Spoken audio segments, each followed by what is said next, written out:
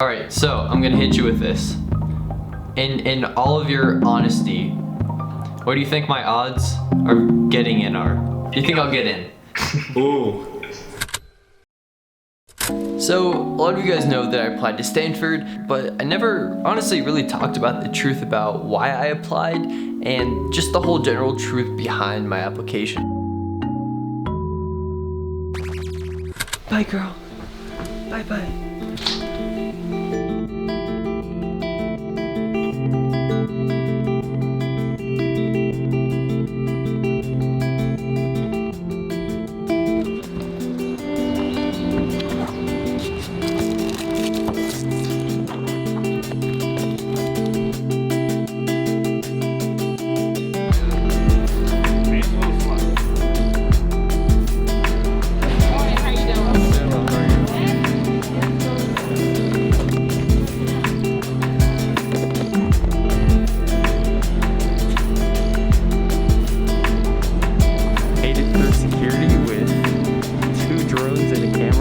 Board the flight in a couple minutes. All good so far. Thank you.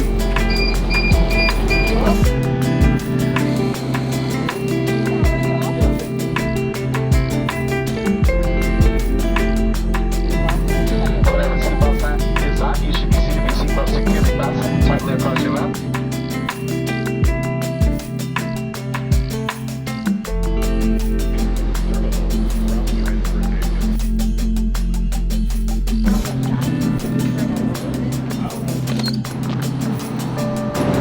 Now I gotta find Zach.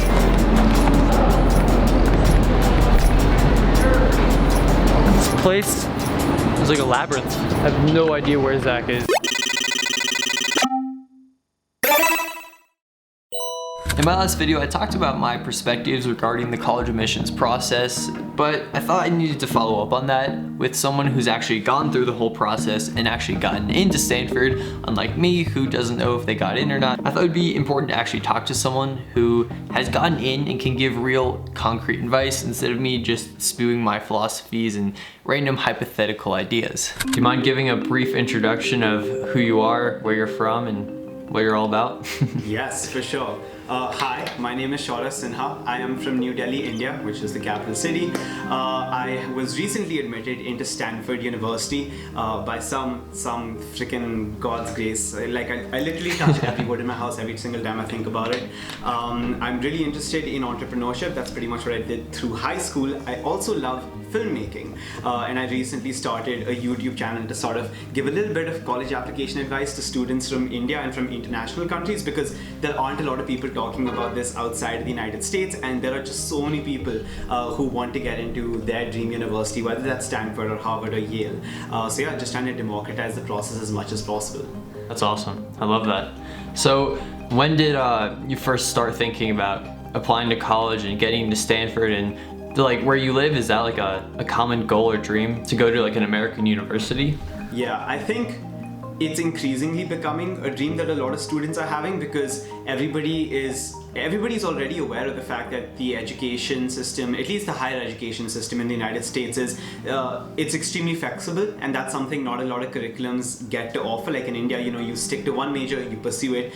In the UK, even if it's a fabulous institution like Oxbridge, it's just so early in your life and you don't really know what you want to pursue. So really locking yourself into something is not something that a lot of people look forward to. It's not something I look forward to. So I'd say I always knew about these institutions. I always knew that they were really good, and I grew up in a family where education was really valued. So I was always taught the importance of going to a place like Stanford and the doors it could open up for you. And I'd say I actively started working on my college application somewhere around like 7th grade or 8th grade. So it's been a long stretch. I know that might come as a surprise, but the reality is there are just so many people from countries like India who want to get into a place like Stanford. You really have to start early. Wow, that's crazy. That's mind-blowing. Before we go any further, this video is sponsored by Hulu, which is something I'm very excited about because right now they have a deal going on for college students within the United States, which is $1.99 a month for Hulu's ad-supported plan, which is crazy because you get access to such a diverse selection of content for one of the most affordable prices I've ever seen. And to put this wildly cheap price in perspective, I actually did some research the other morning to see what else you could get for basically $2. Around a gallon of gasoline, a pack of gum, 6 eggs, 14 pieces of chalk, a couple packs of ramen, which is a college essential, maybe a cup of coffee depending on where you go. And the last one's kind of funny. I was reading this article on things you can get for $2, and they said you can get 2 items from the dollar store for $2, which I know is pretty mind-blowing. You might need a second to process that. I know when I first read that I was pretty blown away, but yeah, it's basically what you can get for $2. So how does this tie into the video? Well, in my videos I preach the importance of balance, and most recently I made a video talking about how I became such an optimistic and positive person. And I came to the conclusion that it all comes back to what you consume at the end of the day. And if you control what you consume, you can really change who you are, your outlook on life. For instance, when I was working on college apps, I felt like I was working all the time. I know a lot of seniors can relate to that, or anyone who's gone through the application process, but I think there's this misconception that work is linear and that time in always equals time out. And while you can work all day long, it's not a healthy or sustainable lifestyle, nor does it help you be creative or come up with new ideas. So when I did take time away from work to relax or just decompress, I actually found that I had my biggest breakthroughs in those moments. A lot of my application ideas, like my one to Stanford for instance, or just some of my personal philosophies that I've developed over time, have come from epiphany moments while watching movies or TV shows, which helped me connect the dots for things in ways that I hadn't before. I've recently watched all the Vice investigations, which I found to be really informative and just generally fascinating. But Hulu also has fun and laid-back shows like Modern Family, Wheel of Fortune, Rick and Morty, and many others. I honestly wish I could sit here all day and talk about all the incredible movies and shows that Hulu has to offer, but I'll leave the rest up to you. You can go to the link in the description to sign up for your account today. Thank you again to Hulu for sponsoring this video. I think this is an awesome opportunity for college students in the United States to get such an affordable deal. $1.99 a month is pretty crazy. Alright, thank you again, and let's head back to the video. So he's far up somewhere. Maybe up here. I think, oh, I see his van. Alright, there he is. Alright, we got him.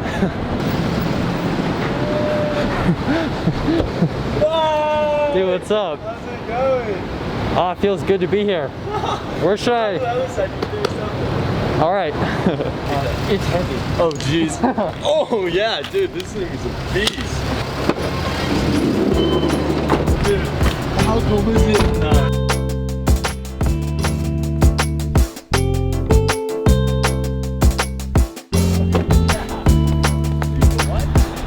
His camera can't be flipping.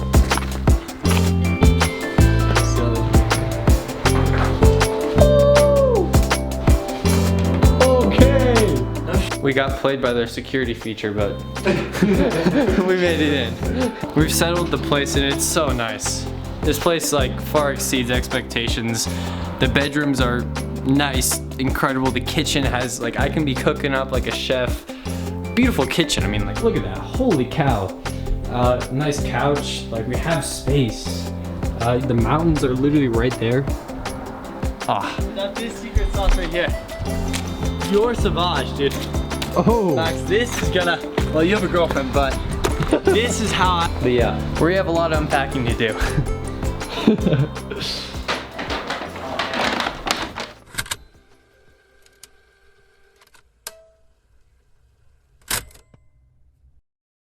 The truth about my application is that I didn't actually work that hard on it and that I actually applied last minute, 48 hours I think it was before the application was due. I woke up and I was just like, I have to apply to Stanford. I had this really weird feeling that literally woke me up. It was like a mini nightmare, and I was like, you won't forgive yourself if you don't apply, if you don't even just give it a shot. Even though you only have 24 hours and it probably won't be the most well-crafted application, you won't be able to forgive yourself if you never gave it a shot. And the thing is, I've always loved Stanford, and I just viewed it as something better than myself. I viewed students who got into Stanford as this elite god status that could never be me, because I never viewed myself as some genius, and I think that was just the wrong way of viewing it. So the reason I actually decided to apply to Stanford last minute was because throughout my whole life I have been rewarded by trying to do crazy things that seem very impossible, but somehow they always work out.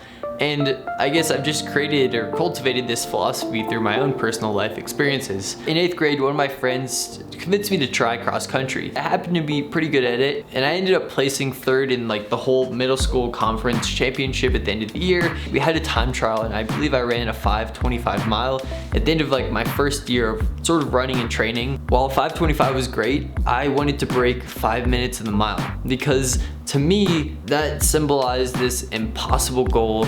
And so I set off and I spent hours and hours researching on online forums and articles and how to run a sub 5 minute mile. I decided to print out a training plan for the next couple of weeks and months actually. The mile race is 4 laps, and to run a 5 minute mile, you have to run 75-second laps and hopefully have the last one be a little bit under 75 to be under 5 minutes in the mile. And so one of my first workouts, my first rep was 76 seconds, so slower than a 5 minute mile. And I remember finishing that rep and being so out of breath. I felt so tired and really defeated. I was like, holy cow, I literally can't even do 1 lap at this pace. How am I ever gonna be able to do 4? It just felt so far-fetched. It felt absolutely impossible. I couldn't even do 1 lap without being completely out of breath. How was I gonna be able to do 4? But I kept on going and I didn't give up. I stayed to my plan, and eventually in workouts, I was able to do 2 laps at 2 minutes and 30 seconds. And that was basically halfway there. Throughout the whole course of the season, I kept on training, and eventually at one of the last races, I was trying to run it before I turned 14, right? So it was like 2 weeks, I think maybe around that time before my 14th birthday, and we had the mile race, and I ended up running 4 minutes, 59 seconds, 0.97, which was basically as close as you can get to sub 5 minutes in the mile, but it was probably one of the best feelings of my life and one of my proudest achievements.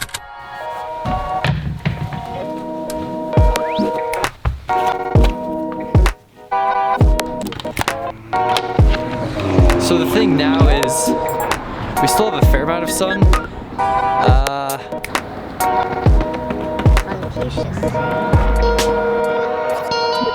15 miles an hour up a hill, I'll take it. All right, we're almost to the top of the mountain. Actually, not really, we're getting there. I'm here now. Pretty long walk uphill, but it's beautiful up here. I'm gonna try to walk up as high as I can. The sun is going down.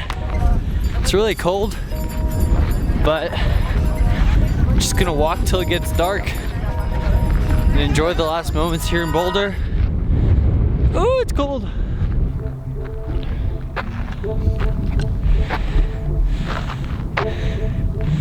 And well, this is the reason I'm actually out here in Boulder and why I'm gonna be staying here for 3 weeks in total. It's because I'm chasing something impossible. I'm trying to run a 4:12 mile, which just seems impossible. But again, I'm sacrificing everything I can to come out here and train up here in altitude, which is much more difficult.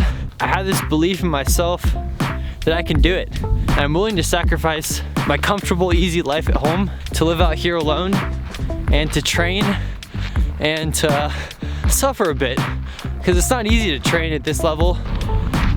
That's what it all comes down to, and that's sort of what I'm trying to preach in this video, is that if you love something and it really matters to you, you should go for it. And obviously everything's calculated and you have to be self-aware, and I actually know I have a decent shot of running fast. It's not like I've never run before, but I think you have to be self-aware in your dreams, in your goals to a certain degree, but maybe not even. I think in the beginning, maybe it's important to just try everything. Do whatever you want. And over time you learn what works for you and what doesn't. And over time you're able to be more self-aware in your goals, and maybe that'll guide you a little bit better. But heck, give it a shot. The beauty of all this, whether I get into Stanford or not, I don't care. Whether I eventually hit 1 million subs or not, I don't care. Whether I run a 4:12 mile or not, I don't care. And what I mean by I don't care is I won't let it affect what I view about myself and how I think about myself and how I treat myself. As long as I was just the purest version of myself and I gave it my all, then that's what I care about, not what I achieve or what I do. And that's what I mean by don't care. Because I literally do care. It would be great to get into Stanford. I'd love to hit 1 million subs. It'd be awesome to run 412. But I'm not gonna let it change how I treat myself. You know?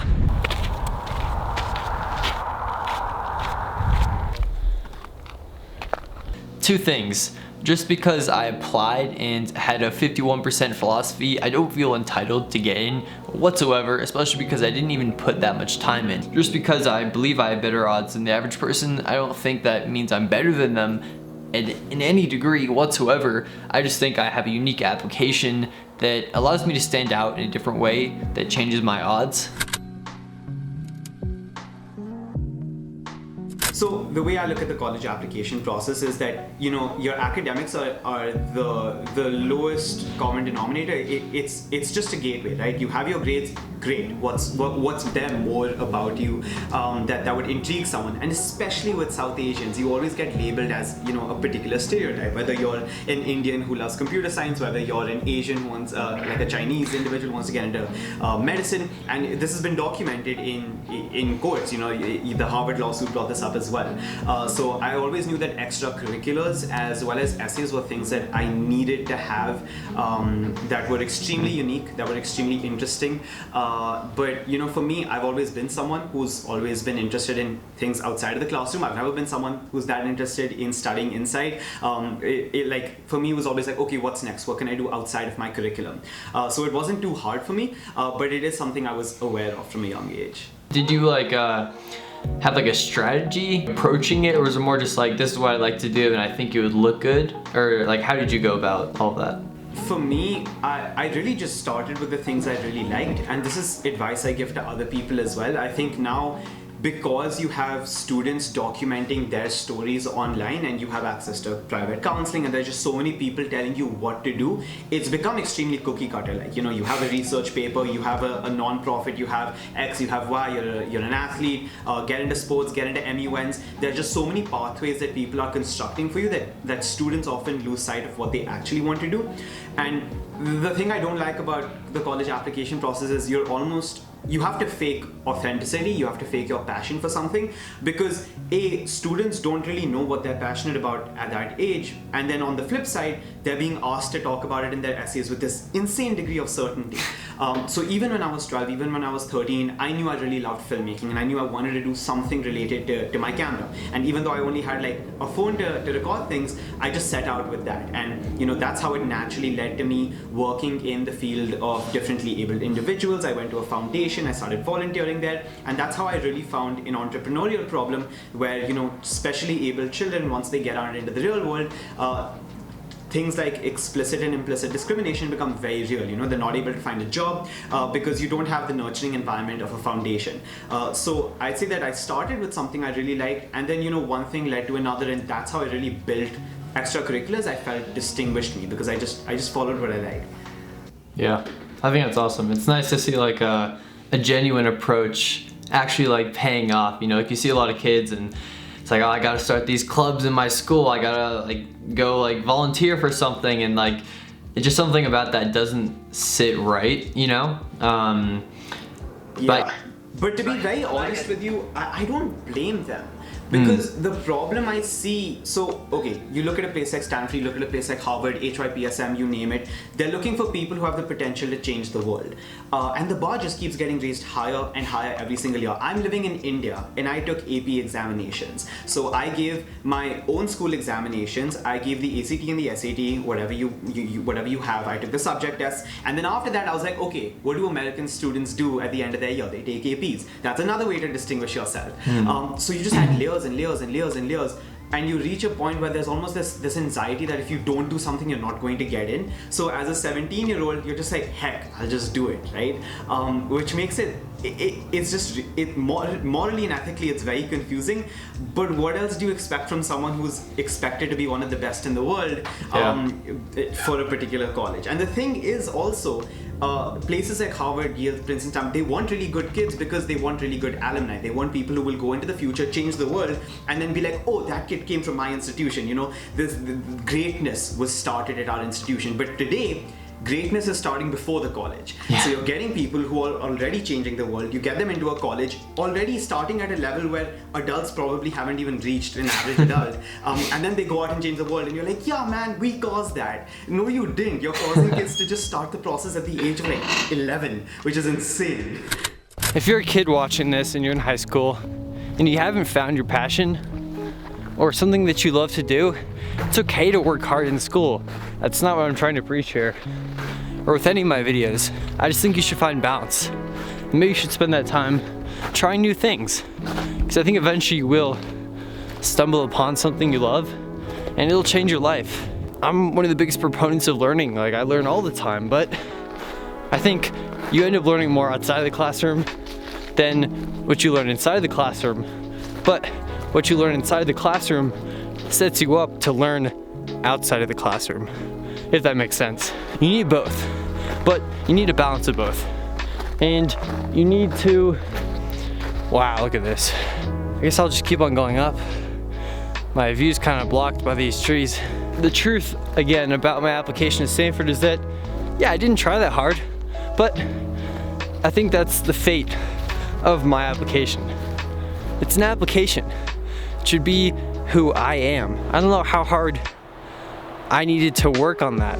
I feel like I spent the last 2 years working on my application to Stanford without knowing. And everything I have done was not for Stanford, it was for me. And that's why I'm glad I didn't have Stanford as a focus.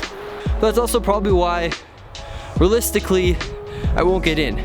Because it hasn't been my focus, and I haven't done the things, or all the things that they're looking for. But that also gives me the opportunity to stand out on the slightest chance that I do get in. And I'm okay with either things, situations, yeah. But with everything else in life, if you really want it, you should go after it. And you should try. Failure is the greatest teacher. And even if I do get rejected, I'll learn something from the situation. And as long as you learn and you're self-aware, then that's all really you can ask for at the end of the day. Check it out. It's so pretty. I'm at the top. Where are you? I climbed up this mountain. Oh my god, you're insane. Yeah, you can kind of see the view, but that's basically all boulder. Are there bears? I'm like worried. Yeah, I was talking to one earlier. He was nice. Was he in the tree? Yeah.